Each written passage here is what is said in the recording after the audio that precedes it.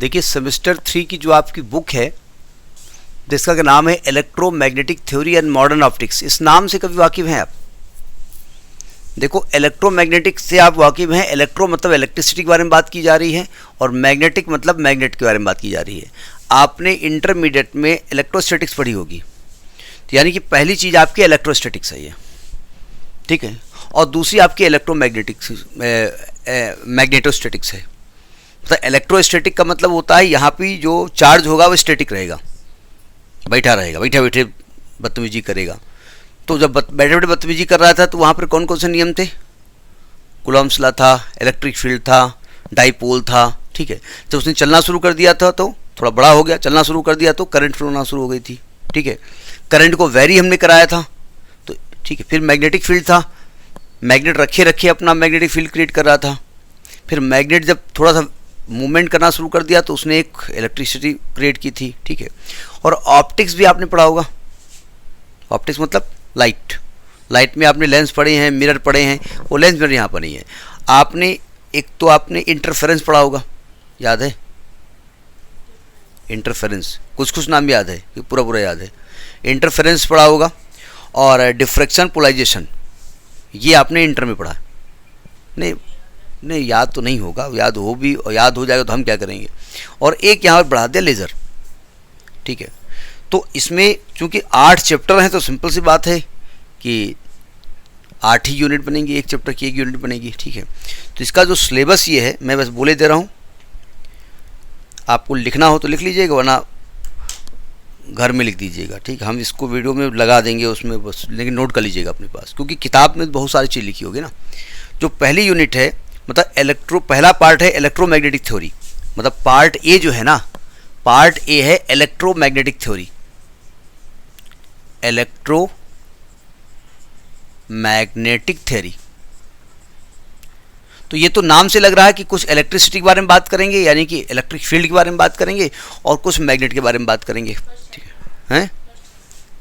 First chapter कह दीजिए, नहीं फर्स्ट चैप्टर, फर्स्ट यूनिट, पहली यूनिट मतलब पहला पार्ट। भाई एक पार्ट आपका इलेक्ट्रोमैग्नेट का है और एक आपका ऑप्टिक्स का है। तो जो आपका इलेक्ट्रोमैग्नेट में है, इसका जो सेमेस्टर जो पहली यूनिट है उसमें इलेक्ट्रिक चार्ज है, पढ़ाया आपने। मैं केवल आपको एक बैकग्राउंड दे रहा हूँ कि जो थोड़ा बहुत आपको मेमोरी भी याद हो। अच्छा, ये चाचा के लड़के के बारे में बात कर रहे हैं, वही आए ना, याद आ गया।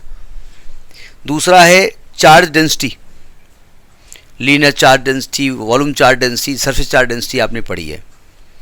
Electric force between two charges, Coulomb's law के बारे में पढ़ा है आपने, पढ़ा है ना। अगला है general expression for electric field in terms of volume charge density, मतलब आपको इलेक्ट्रिक फील्ड के बारे में एक्सप्रेशन पढ़ा है, लेकिन यहाँ पर divergence and curl of electric field थोड़ा सा इन्होंने थोड़ा सा वेक्टर का ट्विस्ट लेकर के बात की है, वो आपने वहाँ नहीं पढ़ा था। यहाँ पर divergence and curl of electric field होगा। General expression for the electric potential, electric potential के बारे में बात करेंगे। इलेक्ट्रिक पोटेंशियल आपने पढ़ा है, V बराबर 1/4 Q/R। किसी भी चार्ज को इलेक्ट्रिक फील्ड के अंदर एक पॉइंट से दूसरे पॉइंट तक जाने में किए गए वर्क और चार्ज के रेशियो को हम पोटेंशियल डिफरेंस कहते थे।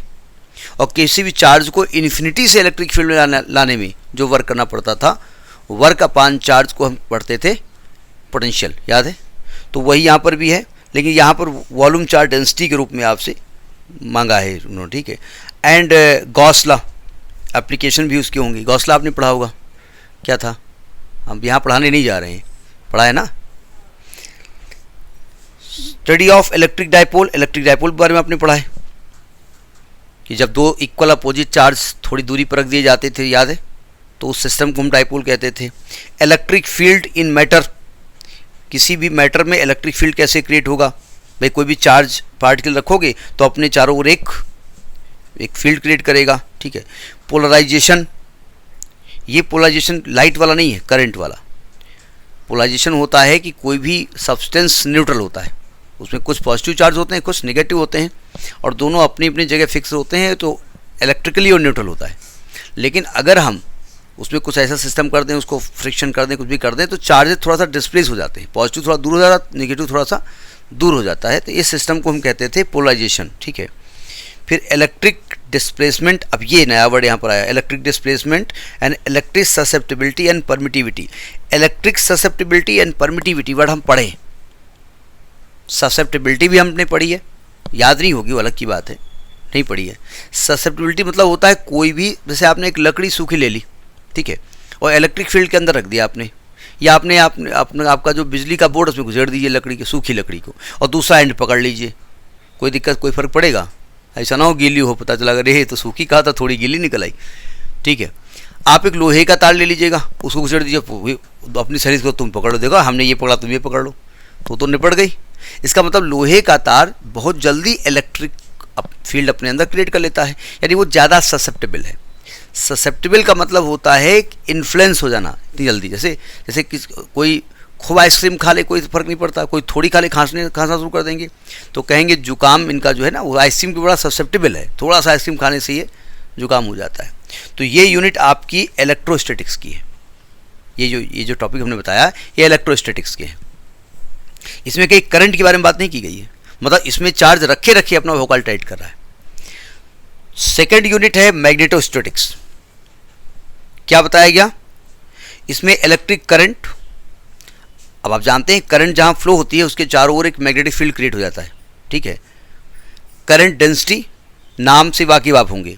Magnetic force between two current elements, दो करंट एलिमेंट के बीच में मैग्नेटिक फोर्स आपको याद हो तो 12th क्लास में आपको एम्पियर्स की डेफिनेशन पढ़ाई गई थी, याद है? नहीं याद है? चलो, general expression for magnetic field in terms of volume current density, divergence and curls of magnetic field. अब ये थोड़ा सा इन्होंने तड़का दे दिया है वेक्टर का।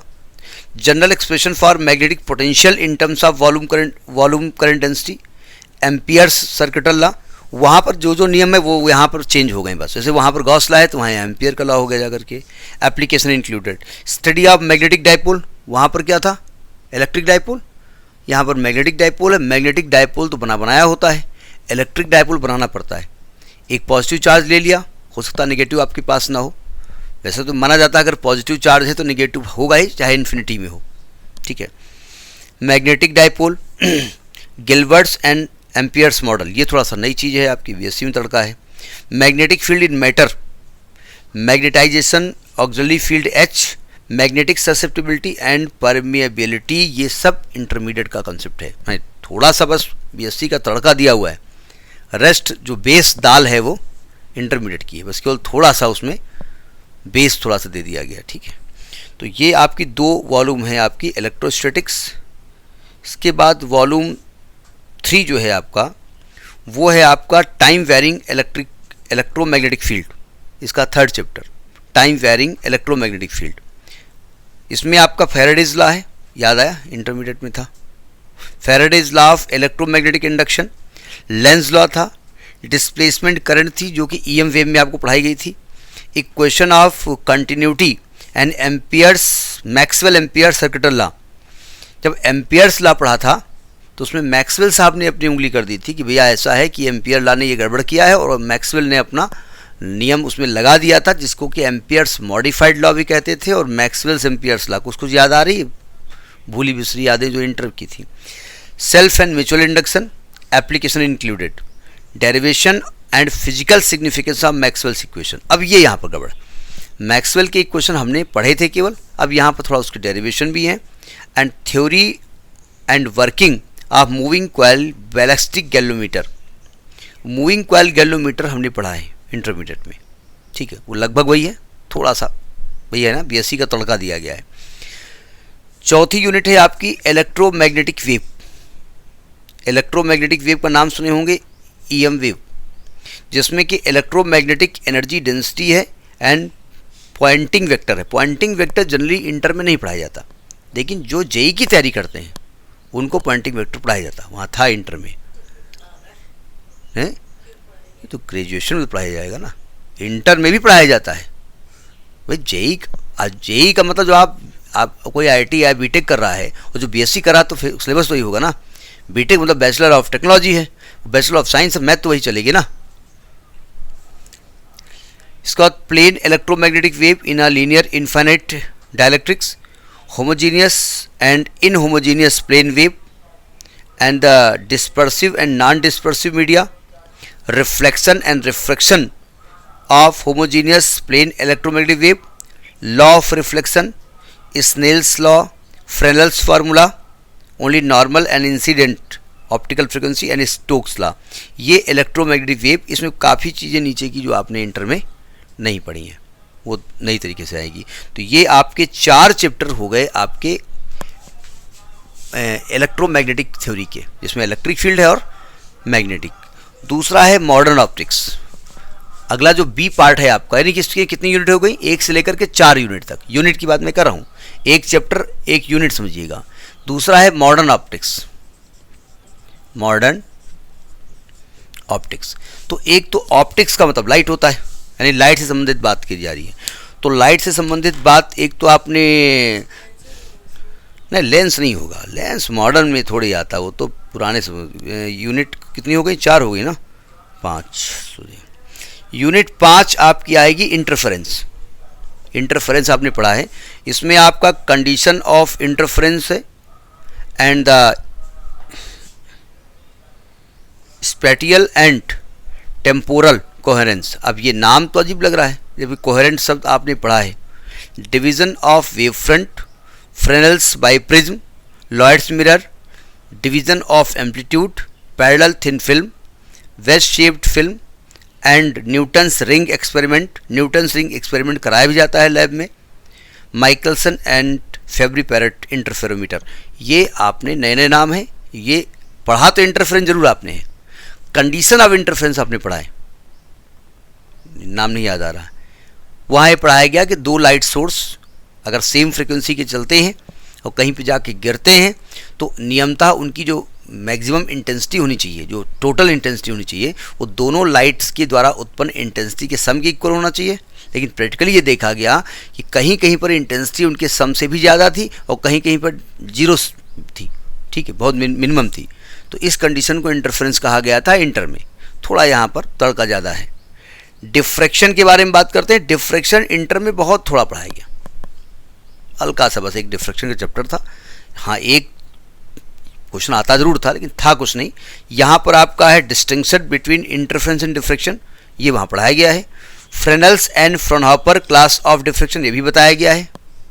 फ्रेनेल्स half period zone and zone plate, Fraunhofer diffraction at single slit, N slits and diffraction grating, resolving power of optical instrument, Rayleigh criteria and resolving power of telescope, microscope and grating. ये नई चीज़ है आपकी। केवल यहाँ पर diffraction और interference में difference वहाँ हमने पढ़ा था। हल्का हल्का फ्रॉनहोफर और फ्रेनेल के बारे में नाम बताया गया था। फ्रॉनहोफर ने कहा था कि भाई लाइट सोर्स नज़दीक, दूर से अगर लाइट आ रही होगी तो अगर डिफ्रैक्शन होगा तो उसका नाम रखा गया फ्रॉनहोफर डिफ्रैक्शन। और फ्रेनेल ने कहा था कि लाइट सोर्स जिससे डिफ्रैक्शन होगा वो नज़दीक होना चाहिए। ठीक है, समझ में वही उन्हीं को आएगा जो इसको पढ़े हैं थोड़ा बहुत, नहीं तो सुन रहे अच्छा हाँ हाँ सही बता रहे, वाह वाह मज़ा आ गई, वाह ताली हो जाओ। हाँ, थोड़ा याद रहता लोगों को। ये 6ठी यूनिट है, ये 6ठा चैप्टर है। इसके बाद अगला है polarisation. Polarisation by diachronic crystal, ये आपने पढ़ा है, ठीक है। निकोल प्रिज्म है, ठीक है। क्रिस्टल बायर फ्रिंगेंस है, ठीक है। रिटार्डेशन प्लेट है, बेबिनेट्स कंपनसेटर है, एनालिसिस ऑफ पोलराइज लाइट है, ऑप्टिकल रोटेशन है, Fresnel's explanation of optical rotation and half shade and biquartz polarimeter. इसमें आपको कुछ नहीं मालूम है, केवल आप डाइक्रोनिक क्रिस्टल से पोलराइजेशन आपने हल्का हल्का पढ़ाया गया है, अदरवाइज पोलराइजेशन में कुछ भी आपको नहीं पढ़ाया गया। 8th चैप्टर आपका लेज़र का है। लेज़र्स में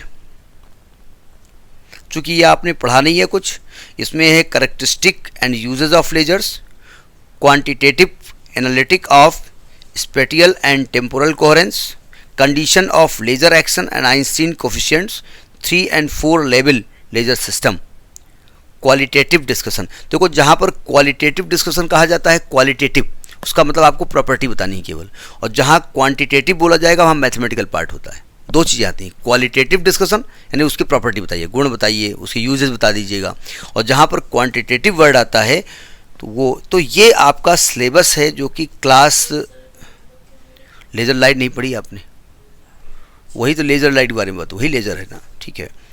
तो ये सिलेबस है और ये ठीक ठाक सिलेबस है, मतलब चैप्टर में बुक में आपके 8 चैप्टर हैं, 8 यूनिट, ठीक है। अब यूनिट के अंदर के टॉपिक्स वो भी उन्हें लिखना, ठीक है, तो हिसाब से पढ़िएगा, ठीक। थ्योरी बेस्ड भी है और मैथमेटिकल भी है, हर चीज़ थोड़ी थ्योरी, यहाँ पर थ्योरी ज़्यादा है, थ्योरी ज़्यादा है भाई। लाइट में थ्योरी है, वहाँ मैथमेटिक्स लगभग नहीं है। उसमें कंस्ट्रक्शन है, कोई चीज़ जैसे कोई चीज़ लिखाई, इसमें ये ऐसे बनता है, ऐसे लाइट जाती है, ऐसे गिरती है, ऐसे मुड़ती है, ऐसे मुड़ती है, वो देखो चाची चली जा रही हैं, पढ़ लिया, ठीक है। हाँ, जो आपका इलेक्ट्रोस्टैटिक्स और मैग्नेटोस्टैटिक्स, इसमें मैथमेटिकल पार्ट ज़्यादा है। मतलब जो आपका पहला पार्ट है जिसको कि आप इलेक्ट्रोमैग्नेटिक थ्योरी कह रहे हैं, वो मैथमेटिकल है प्लस थ्योरी है, और जो मॉडर्न ऑप्टिक्स है वो ज़्यादातर थ्योरी है, मैथमेटिक्स वहाँ पर कम है, ठीक। तो ये आपका सिलेबस।